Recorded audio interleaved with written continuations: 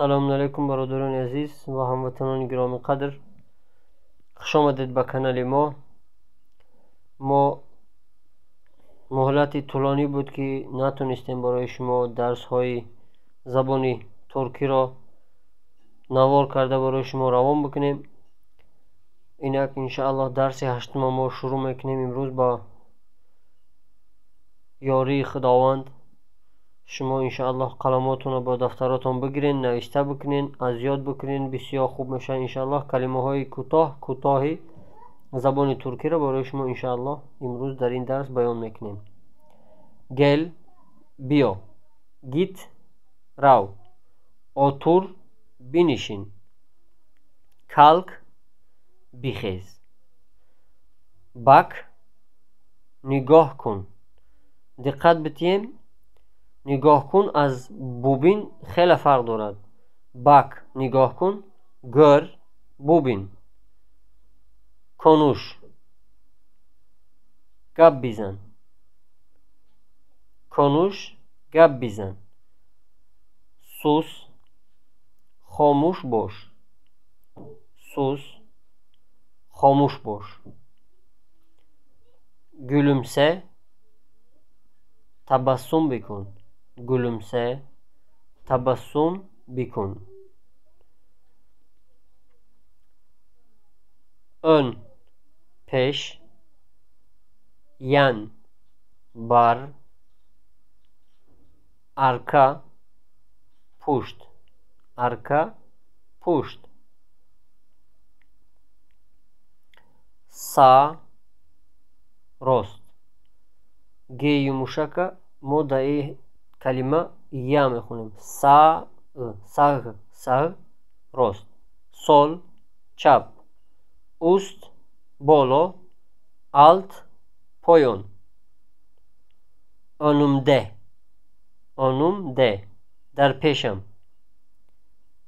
yanımda در برم. یعنی یه نفر از ما و شما میپرسد که در کجا است، nerede. ما و شما اگر از پیشمون باشه یک چیز میگیم که önümde، یا که در برمون باشد میگیم yanımda. önümde و yanımda در برم، arkamda یا اینکه sırtımda، arkamda یا اینکه sırtımda، در پشتم. sırt گفته پشت میگن، پشت sırt میگن. sağımda، sağımda در طرف راستم، sağımda در طرف راستم. خیلی که در درس های پیشتر گذاشته بودیم بعد از حرف گ یموشک حرف ای صدانک آید، اما حرف گ یموشک با مانند حرف ی میخونیم. این اینجا نگاه کنیم. همین خیلی sağımda، solumda در طرف چپم، ustumde در بالای من.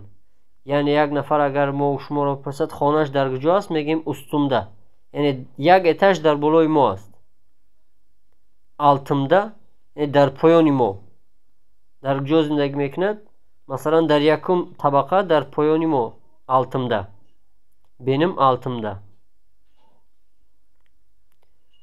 yanıma gel، yanıma gel، banazdi man bio، yanıma gel، banazdi man bio، yanıma geldin، yanıma geldin، to banazdi man omadi، to banazdi man omadi، yanıma gel، yanıma geldi، yanıma geldi، o banazdi man omad، o banazdi man omad. Önüme geç، önüme geç، önüme geç. به طرف پیشم گذر، به طرف پیشم گذر، به طرف پیشم گذر. Önümden geçti. Az peşimen گذشت.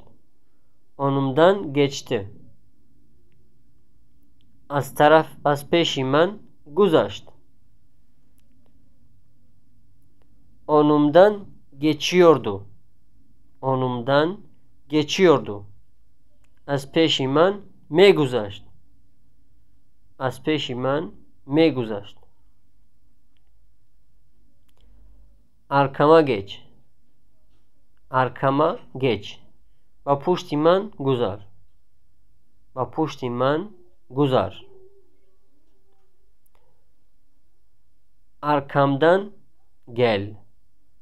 Arkamdan gel. Az puşti man biyo. Az puşti man biyo. اگر یک آدم از ما و شما کلام باشد مثلا میتونیم بگیم که از پشت ارکمدن گلین، یعنی از پشت من بیایید. یا که یک جمع باشه یا 2 نفر باشن همین خیلی میگیم از پشت من بیایید، ارکمدن گلین. ارکمدن گلدی. از پشت من آمد. از پشت من آمد. ارکمدن گلیورد. از پشت من می آمد. Soğuk, xunuk, sıcak, garım, ılık, şirogarım. Ilık, şirogarım. Yani ne xunuk, ne cuş. Soğuk, soğuk, ne megim? Soğuk megim. Soğuk, su. Obi, xunuk. Sıcak, çay. Çay garım. Sıcak çay, çay garım. Yemek, taun. Yemek, taun. Xurok. Ekmek, non. Ekmek, non. Kahvaltı. Kahvaltı, خوراکی صبحانه. خوراکی صبحانه را مردم ترک چی میگن؟ kahvaltı. آلن، آغلن، yemeği. یعنی خوراکی نصف روزی. ما و شما چه خیلی عادت کردگی میگیم обед، با روسی میگیم خوراکی نصف روزی را آلن. آلن yemeği. خوراکی بگاهی روزی را akşam yemeği. Akşam yemeği. خوراکی بگاهی. خوراکی بگاهی. یک نفر از ما میخواهد بپرسد یا که ما میخواهیم یک نفر را بپرسیم که امروز هوا چخیل است؟ bugün hava nasıl? Bugün hava nasıl? امروز hava چخیل است. امروز hava چخیل است.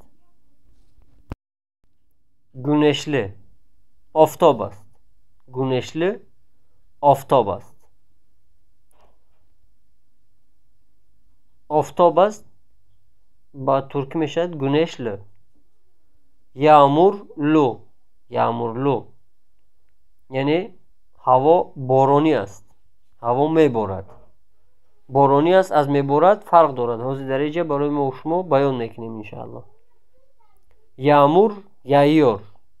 Yani yağmur yağıyor. Boron میبارد. یا اینکه yağmur yağıyordu. Yağmur yağıyordu. Boron میبارید. اینجا در درون قوس گرفتیم. Boron میبارید. Yağmur yağıyor. Boron میبارد. Yağıyordu. Boron میبارید. Kar yağıyor. Kar barf است. Kar yağıyor. Ama hava soğuk değil. Kar yağıyor ama hava soğuk değil. Barf میبارد نه که هوا خنک نیست. برف میبارد نه که هوا خنک نیست. روزگارlı. Rüzgarlı. Rüzgarlı şamol است. Havayı şamol است. Yıllık mevsimler. Yıllık mevsimler. Fasılhay sol. فصلهای سال: قش،